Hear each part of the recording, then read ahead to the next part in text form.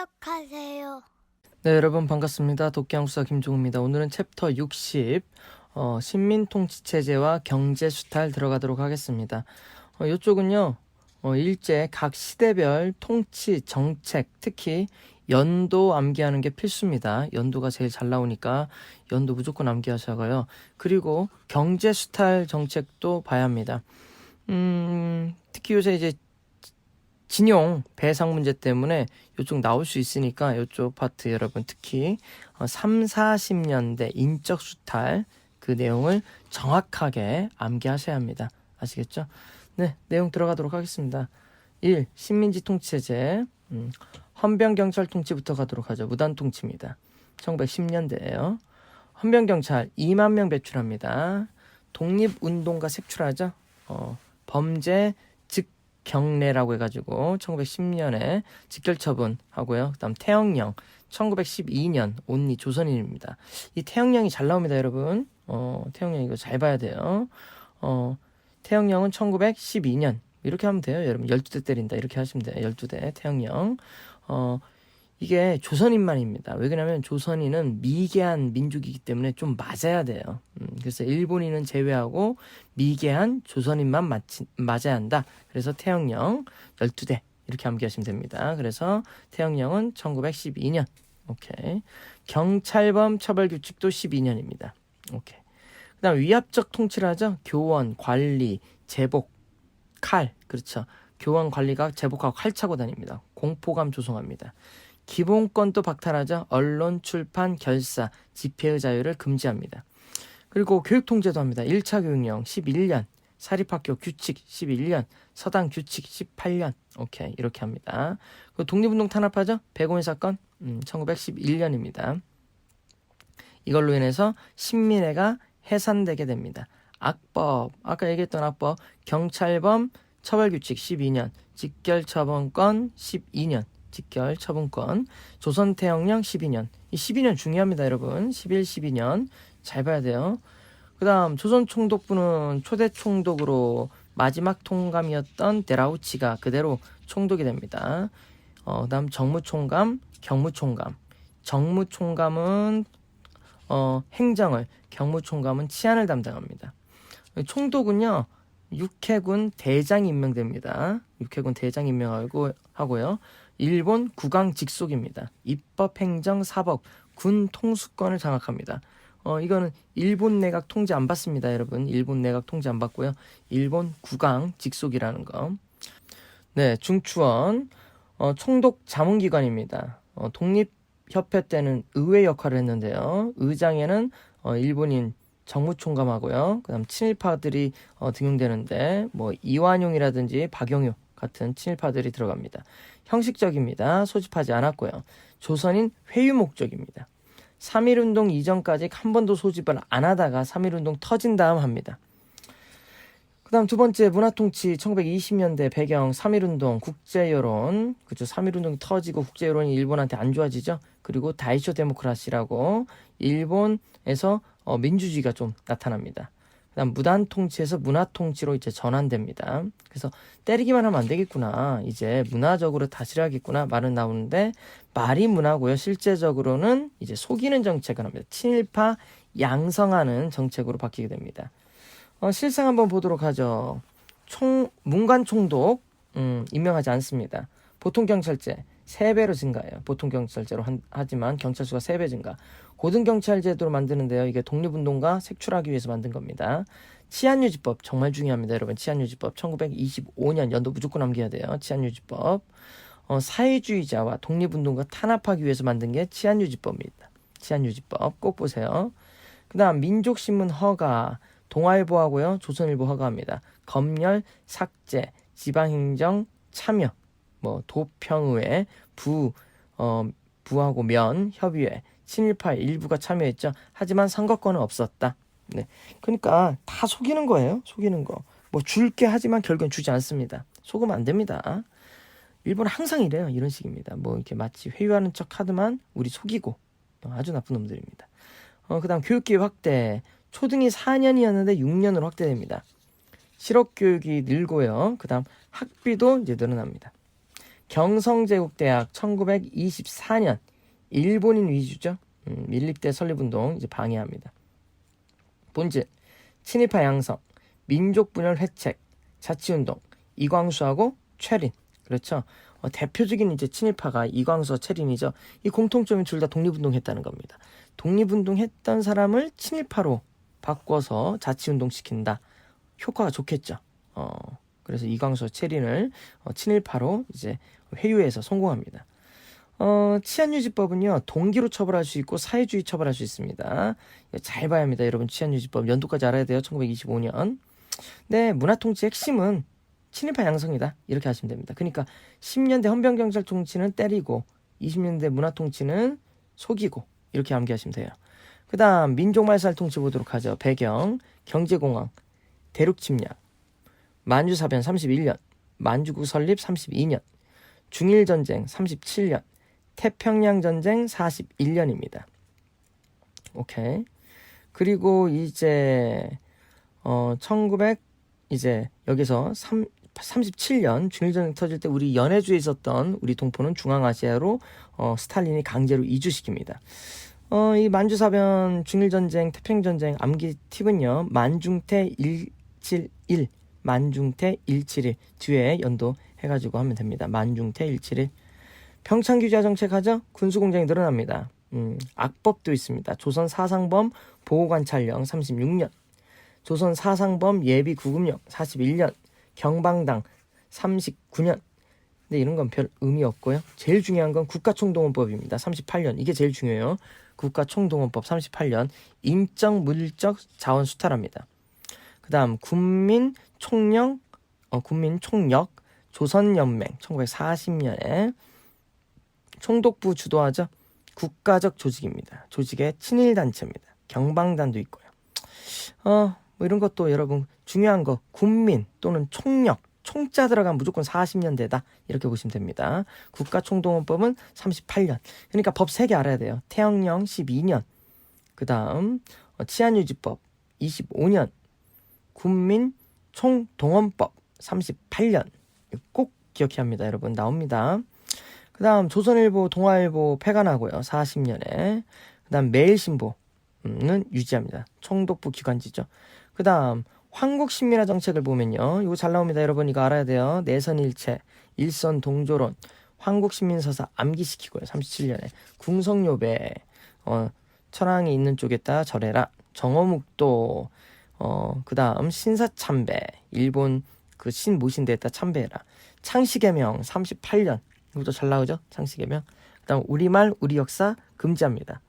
신문 폐간하고요. 국가총동원법은 인적 물적 수탈 강화하기 위해서 만든 거죠. 민족 말살하기 위한 겁니다. 뭐 기타적으로 보면 뭐 이제 국민학교령 41년 이것도 암기해야 돼요. 조선어학회 사건이죠. 조선어학회 사건. 우리말 큰 사전 편찬하려다 이제 실패한 사건인 1942년입니다. 이거는 조선어학회 사건. 그다음 4차 교육령 43년 이렇게 보시면 되는데 중요한 건 위에 거 다 몰라야 됩니다. 이겁니다. 지원병 38년 2월 국가총동원법 이전입니다. 진용 39년, 학도지원병 43년, 진병 정신대 44년. 이거 암기팁. 지용이가 학교 갔다 병신됐다. 지원병, 진용, 학교 갔다 학도지원병, 진병, 정신대. 알겠죠? 지용이가 학교 갔다 병신됐다. 이거 암기팁에다가 연도까지 하면 좋습니다. 38, 39, 43, 44, 44. 특히 진병 정신대는 죽었다. 44년이죠. 오케이. 그 다음 총독은 순서가 10년대 데라우치, 20년대 사이토, 30년대 우카키와 미나미지로, 40년대 아베입니다. 그래서 암기팁이 데사미야로 여러분이 암기하시면 돼요. 데사미야. 그 다음 뭐 일제가 우리 문화재 파괴도 엄청 했죠. 이거 보시면 되고, 그 다음 여기 밑에 심화에 구한말 5대 악법하고 일제시대 악법 이거 알아야 돼요. 1907년 보안법, 신문지법, 1908년 학회령, 사립학교령, 1909년 출판법. 그 다음 일제시대 악법은 태영령 12년, 1차 교육령 11년, 경찰범 처벌규칙 12년, 그 다음 뭐 형사령 12년. 근데 중요한 건 치안유지법 25년, 총동원령, 총동원법 38년. 연도 꼭 알아야 합니다, 여러분. 연도 알아야지 문제 풀어요. 연도 모르는 문제 못 풉니다. 오케이. 그 다음 경제수탈 보도록 하죠. 1910년대. 그러니까 여러분 1910년대는 정치적으로 때리고 20년대 속이고 30년대 말살입니다. 경제는 10년대 이제 토지 뺏어요. 토지. 토지조사사업하죠. 토지조사국은 10년에 설치하고요. 토지조사령은 12년입니다. 그러니까 어떤 문제는 10년부터 나오고 어떤 문제는 12년부터 나오는데 다 맞습니다. 여러분 다 맞아요. 그 다음 실시 배경 식량 공급기지 확보, 지세 확보, 1인의 토지 소유 확법화, 토지 약탈하기 위한 거죠. 방법, 토지 소유권, 토지 가격, 지형 지목을 조사 대상으로 하고요. 신고 방식은 기한부 신고제, 증거주의, 개인 신고에 한정했습니다. 이 개인 신고에 한정해서 그 문중 땅 같은 게 많이 수탈됩니다. 공공 토지는 말할 것도 없고요. 결과 토지 약탈, 미신고, 공공기관 토지, 문중 토지가 총독부한테 귀속된다. 수탈 토지는 전 농토의 40%입니다, 여러분. 이거를 동양척식 주식회사가 일본인에게 싸게 불화해요. 그리고 은행은 식산은행이 그 대출금을 빌려줍니다. 그러면서 일본 이주민이 엄청 늘어납니다. 소장료의 가격은 당연히 올라가겠죠. 그리고 도지권은 부인됩니다. 도지권이 뭐냐? 소작할 수 있는 권리가 부인돼요. 그럼 매년 소작 협상을 해야 돼. 그러면 소장료는 올라가겠죠. 이제 얼마까지 올라가냐? 70에서 80%까지 올라갑니다. 입회권, 공용토지 공동사용을 부정해요. 그리고 경작권도 부정했다. 그러니까 뭐 무슨 권 했다면 무조건 부정입니다. 일본 애들은. 그리고 식민지 지주제 확립하고요. 자영농 몰락. 그 다음 소장농은 증가되고 총독부의 재정 수입은 증대됩니다. 농민은 몰락하죠. 무조건 농민 몰락입니다. 만주, 연해주로 이주하고요. 화전민, 도시 빈민으로 몰락합니다. 지세령, 지세납부 규정이죠. 세금 제도입니다. 그 다음 산업 회사령입니다. 회사령은 1910년입니다. 민족기업을 이제 못 만들게 하려고 허가제로 했어요. 식산은행이 있었다. 회사령은 1910년이라는 거 꼭 기억하셔야 합니다. 그 다음 담배, 인삼, 소금, 전매제. 그쵸? 이게 지금의 KTNG죠. 도로규칙 11년 신장노공사하고요. 이것도 수탈하려고 그런 겁니다. 수리조합령 17년. 그 다음 이거 암기해줘야 돼요. 산림령, 어업령, 광업령, 임야조사령 11년, 15년, 18년. 꼭 기억해야 합니다. 이거.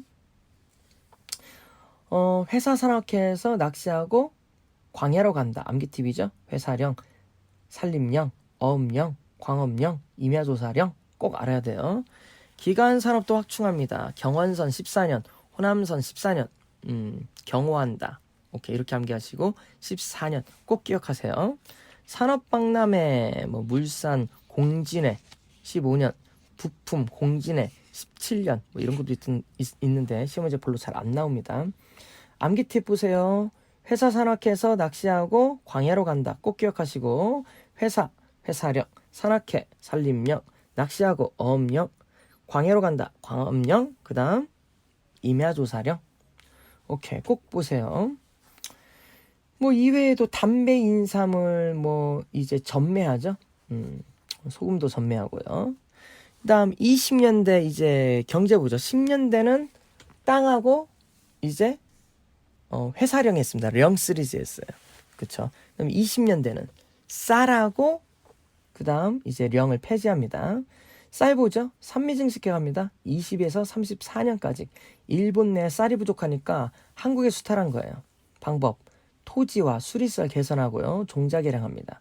화학비료 보급하는데 이게 처음에는 좋은데 나중에 이게 비료값이 점점 오릅니다. 그래서 농민 몰락의 근거가 된다. 또 이 산미증식 개혁으로 농민은 몰락하고 지주는 부자가 됩니다. 무조건. 우리나라 역사에서 지주는 몰락한 적이 없어요. 결과 보도록 하죠. 30% 증산에 성공합니다. 수탈량이 더 많아요. 증산보다 수탈이 더 많았다. 그 다음 먹을 게 없으니까 이제 만주에서 잡곡 수입하겠죠. 증산 비용을 농민에게 전가합니다. 그리고 소장료가 상승해요. 80%까지 상승합니다. 소작쟁이, 암태도 수확쟁이 이거 무조건 암기해야 돼요. 1923년 암태도 유일하게 성공했습니다. 하지만 농민은 몰락한다. 산업, 회사령 폐지 20년. 관세 철폐 23년, 신은행역 28년, 부정강 수력발전소 29년, 흥남 질소비료공장 27년, 연초 전매령 21년 이렇게 되어 있습니다. 여러분 이거 전체적으로 다 알아야 돼요. 중요합니다, 여러분. 근데 여기에서 다 나온 거야. 다 나온 건데요. 이게 좀 힘들면 여러분 이거 회사령 폐지 요 정도는 꼭 기억하고 있어야 합니다. 3, 40년대 민족말살 보도록 하죠. 남면북양, 남쪽의 면, 북쪽의 양, 군수물자. 농촌진흥운동 32년부터 40년입니다. 농촌진흥운동 이거 잘 나와요. 농민이 너무 몰락하니까 농민 보호해준다고 만든 겁니다. 농민회의와 농민보호, 농민통제하기 위해서. 연도 알아야 돼요. 32년에서 40년. 뭐 이거 외에도 농민이 몰락하니까 소작 조정령, 조선 농지령, 그다음 조선 소장령 뭐 이렇게 만듭니다. 병창 규제화 정책을 하면서 군수물자 공업 위주로 공업화되죠. 그래서 국내 일본 자본들이 들어옵니다. 대표적으로 미쯔비시, 노구찌. 이번에 배상 판결한 데가 미쯔비시죠? 오케이. 그 다음 이제 40년대 국가총동원법 38년에 있죠? 산미증식 계획을 재개해요. 전쟁하니까. 식량 배급하고 공출. 그래서 40년대는 여러분 배급 공출만 나오면 무조건 40년대 찍으세요. 그리고 인적수탈, 글로벌 국대, 지원병, 진용, 학도병, 그 다음 징병, 정신대. 이거 아까 했었죠. 지용이가 학교 갔다, 병신됐다. 오케이. 이거 무조건 봐야 돼요, 여러분. 지용이가 학교 갔다 병신됐다. 꼭 기억해야 합니다. 그 다음 40년대는 배급공출 나오면 되고요. 뭐 근로보국단 뭐 조직했고 몸빼바지 입게 했다. 그 다음 창씨개명 있었다. 39년. 꼭 봐야 합니다. 39년 창씨개명. 네, 됐습니다. 그럼 여기까지 하도록 하죠, 여러분. 그럼 이 뒤쪽에 나오는 심화과정에 있는 뭐 은행 같은 건 여러분 한번 읽어보시면 됩니다. 그럼 중요한 건 이거예요, 여러분. 제일 중요한 건 10년대 때리고 땅, 20년대 속이고 쌀, 3, 40년대 말쌀, 30년대는 병참 기주화 정책, 40년대는 배급 공출 나와야 한다. 아시겠죠? 됐습니다. 그러면 이거 여러분 꼭 연도 기억하시기 바랍니다. 지용이가 학교 갔다 병신됐다. 꼭 봐야 돼요. 나올 수 있습니다. 됐습니다. 그러면 여기까지 하고 다음 시간에 이제 제일 어려운 61강 1910년대 민족운동 들어가도록 하겠습니다. 여러분 수고했습니다.